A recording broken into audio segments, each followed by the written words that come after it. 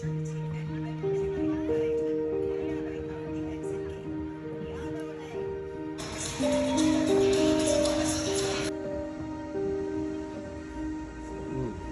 hot.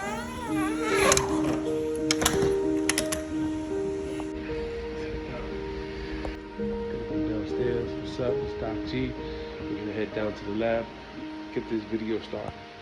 All right. Oh, it's not Drake. I'm not standing on no boxes.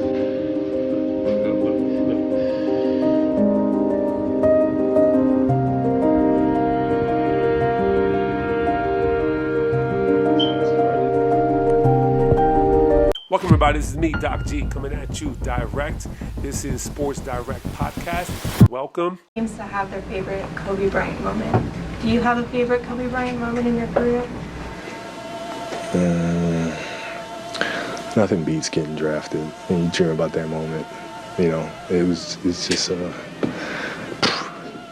that's the beginning of it all.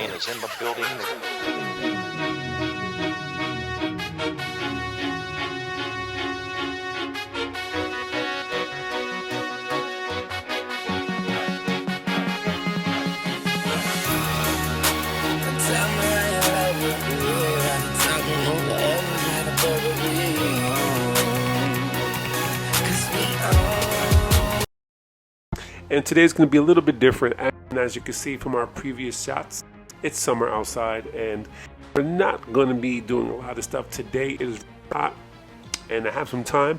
So I wanted to talk about Kobe Bryant, Mamba Forever.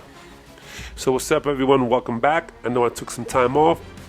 Right, this is a show where sports, culture, and legacy collide. Today's episode is dedicated to the one and only Kobe Bean Bryant. From Lower in high school to the rafters of the Staples Center, we're breaking down his career, his mentality, his legacy, and yes, his place in the GOAT conversation. Whether you loved him, feared him, or both, you couldn't ignore him. Let's get into it.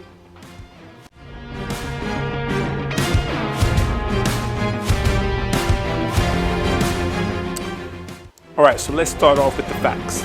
20 years, one franchise, 5 NBA titles, 18 All-Star appearances, 2 Finals MVPs, 33,643 points, 4th on all-time scoring list when he retired.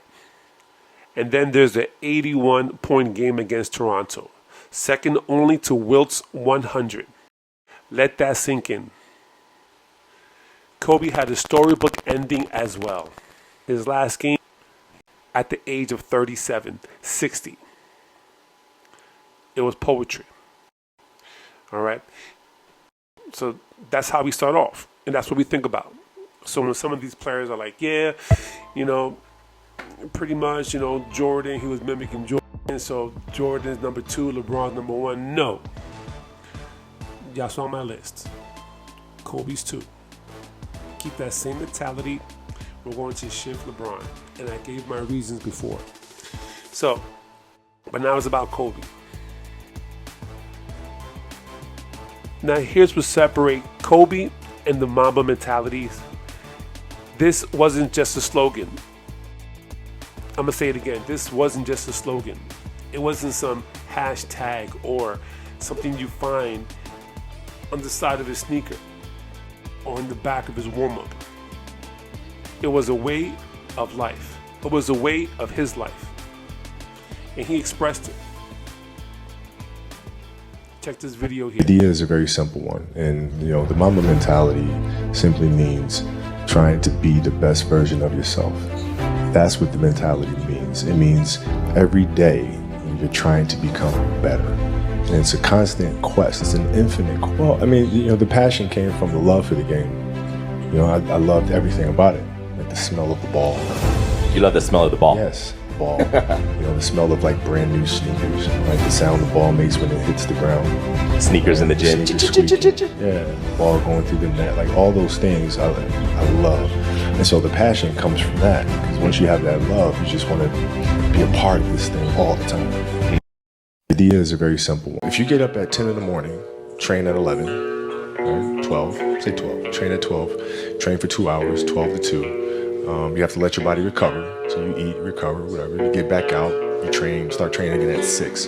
Train from 6 to 8. Right? And now you go home, you shower, you eat dinner, you go to bed, you wake up, do it again, right? Those are 2 sessions. Right now, imagine you wake up at 3, you train at 4.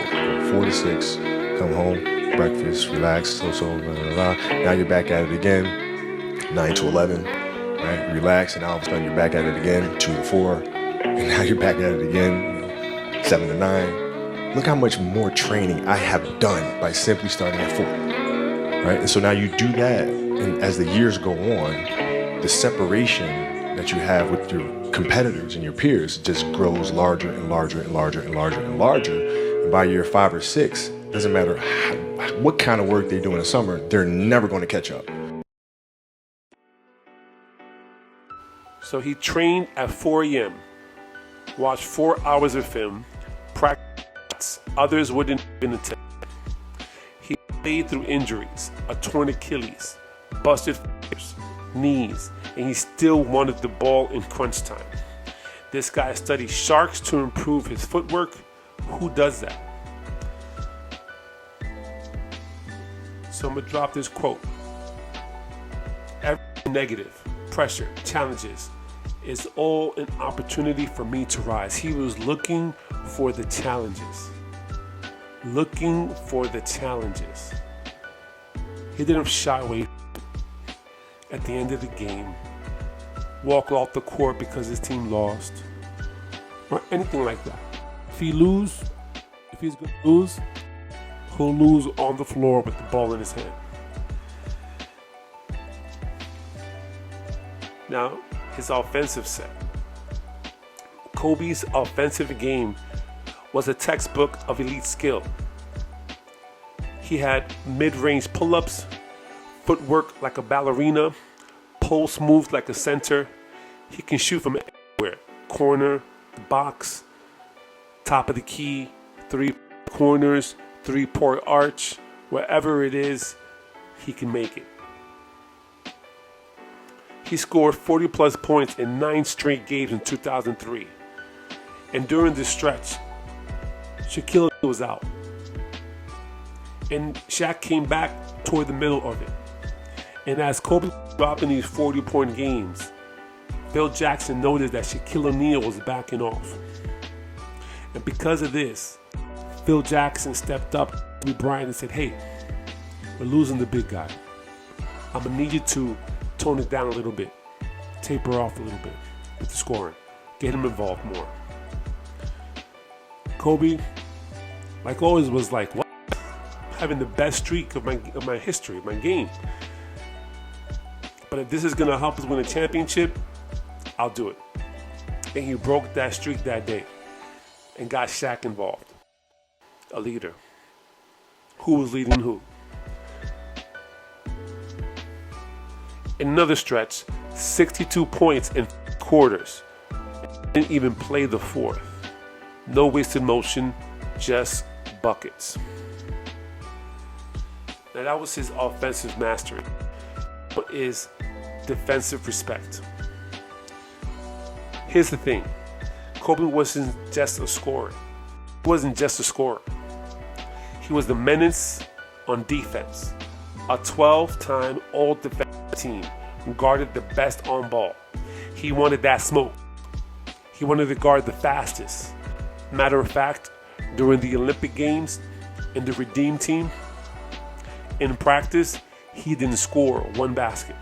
All he did was lock down defense. He wanted to set a tone that he was here to win. If y'all gonna score, I'm gonna play defense. And I'm gonna lock down who I gotta lock down. And here's the thing, he wasn't just a scorer.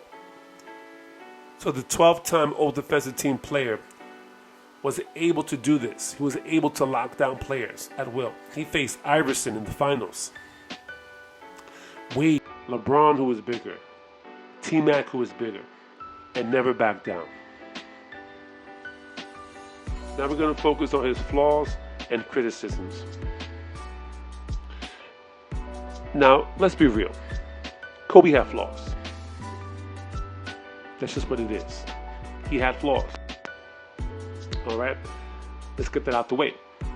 He was a volume shooter. What does that mean? He's going to take 20 to 30 shots. He might make half of them, or a little bit less than half. But he's going to shoot. He's going to score. Because what he's caring about is winning. His career field goal percentage was around 45%. Some say he didn't always make the teammates better. Now, making the teammates better was during practice.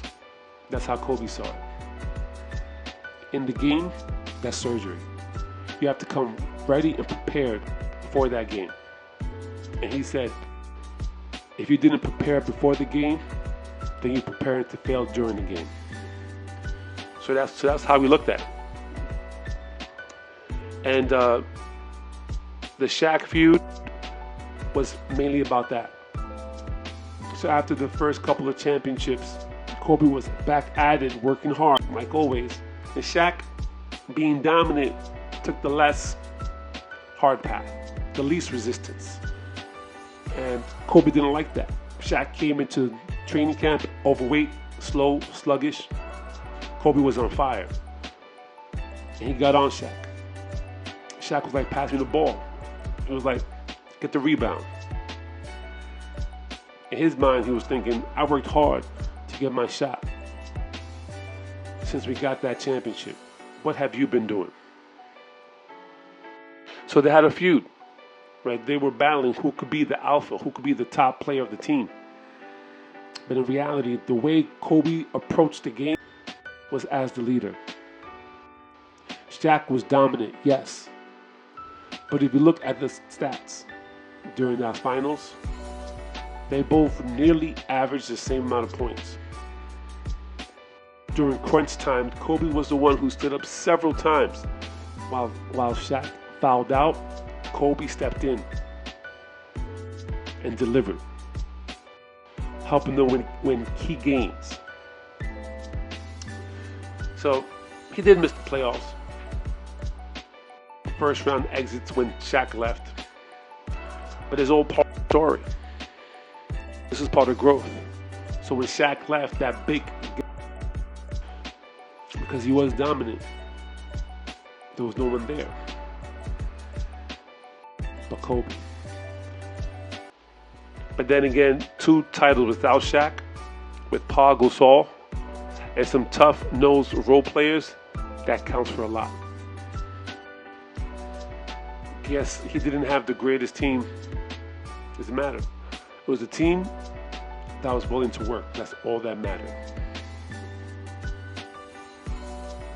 All right, so let's go there. All right, we're going to talk about these 3 players: Kobe, MJ, and LeBron, which is what people keep talking about. For me, like I said, we got Larry Bird, we got Shaq. Those players were amazing, dominant. All right. From what I saw, I would have loved to see LeBron's team go up against the Lakers with Shaq in it. That would have been a great thing to watch. All right, but okay. MJ versus Kobe. I mean, the closest player ever to Jordan's style is Kobe. Right? They have the same play style. Now I'm going to break it down because someone pointed this out very well. Jordan was a different player from 84 to 1990. I'll say 91. This guy was an animal. If you've seen the first game that he played, he rushed out of that game in blazing speed. Extremely quick, and no one can catch him. Quick step, fast step. Just dominating players, averaging 35 points. 35 points. Effectively, with 55% shooting. Grabbing rebounds, passing the ball, assists. That was a monster. Getting Defensive Player of the Year. Winning the scoring title. In the same year. Unheard of. Monster. And he was shooting playing defense, and he was super athletic. Some say 48 inch vertical. Some say he was up in the air for 4 or 5 seconds. Whatever the tall tales say, the eye test proves it. Amazing. Beautiful to watch. Now, Kobe didn't have that for a brief amount of time. Okay? Was he athletic? Yes. Was he as athletic as Jordan? No. No. He played more like 93 to 2003 Jordan. Which is still good. All right. That in 1990 was his peak. That was, if you were to scale it on NBA 2K, that was 99, 100. Like no one's gonna do that. All right.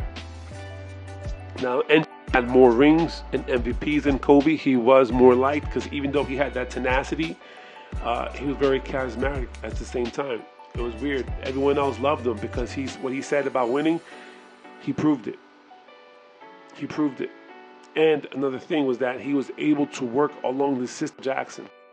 And Jordan was very loyal.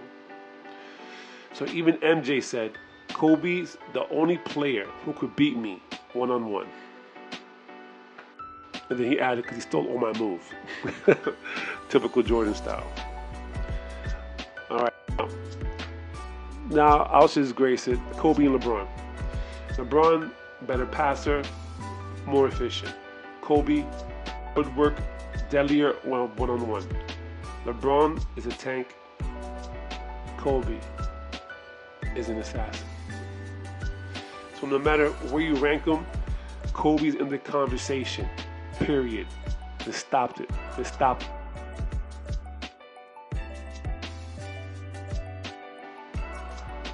not just Jordan and LeBron. Matter of fact, it should be LeBron and Kobe.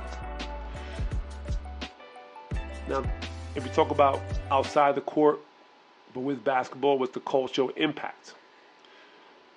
Beyond basketball, Kobe was the global icon. He was huge in China, huge in Europe, in Latin America. I mean, you can talk about it, people say it, but when they throw a piece of paper in the garbage, Kobe, right? They just do this all day.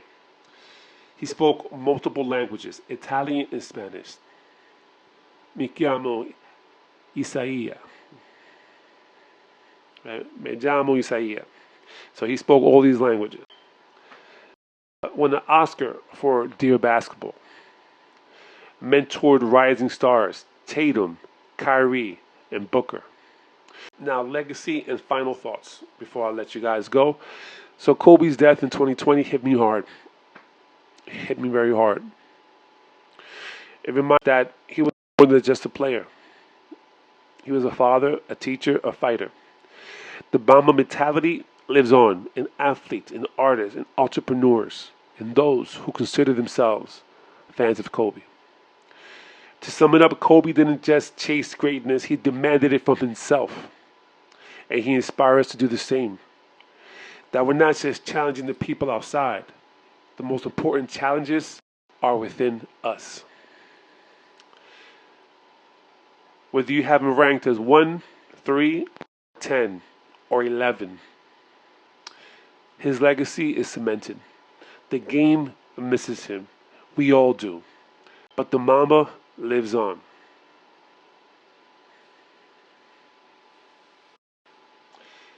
Thanks for listening to Doc G's Direct Sports podcast. If you like this episode, hit that follow, leave a review, and tell a friend who still argues LeBron over Kobe. Until next time. Mamba out. Kane is in the building.